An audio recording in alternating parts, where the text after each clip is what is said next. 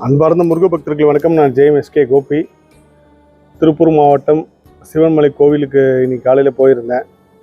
மிகப்பெரிய அற்புதம். கிட்டத்தட்ட பல நூறு முருக பக்தர்களை சந்தித்தேன். நான் எல்லா பேட்டிலையும் சொல்லுவேன், முருகர் எனக்கு உத்தரவு கொடுத்தாரு, முருகர் உத்தரவு கொடுத்தாருன்ட்டு. இன்றைக்கி அதே மாதிரி முருகர்கிட்ட உத்தரவு கேட்கும்போது பூ விழுந்துச்சு. என் பின்னாடி நிறைய முருக பக்தர்கள் பார்த்தாங்க. இந்த கோவிலை பற்றி இந்த ஒரு சிறு காணொலியில் சொல்கிறத விட இந்த கோவிலை பற்றி பேசுறதுக்கு தான் முருகரை நாங்கள் போக வச்சிருக்கான்றது அங்கே போனதுக்கப்புறம் தான் உணர்ந்தேன். திருச்செங்கோடு முருகர் பற்றி நான் பேசியிருந்தேன்.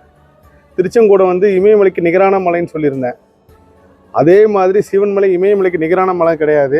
இமயமலை தான் நம்ம சிவன்மலை, சிவன்மலை தான் இமயமலை. அப்பேற்பட்ட ஒரு ஆகர்ஷ சக்தி அங்கே பெருசாக இருக்குது. இன்னும் விரிவாக இதை பற்றி நான் வெறும் நேர்காணலில் சொல்கிறேன்.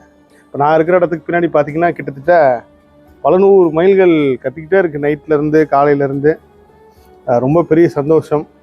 கரெக்டாக சிவன்மலைக்கு போயிட்டு வந்துட்டு இங்கே மதியானம் ஓய்வுக்கு வரப்போ கிளி மயில் இது ரெண்டுமே காட்சி கொடுத்தது.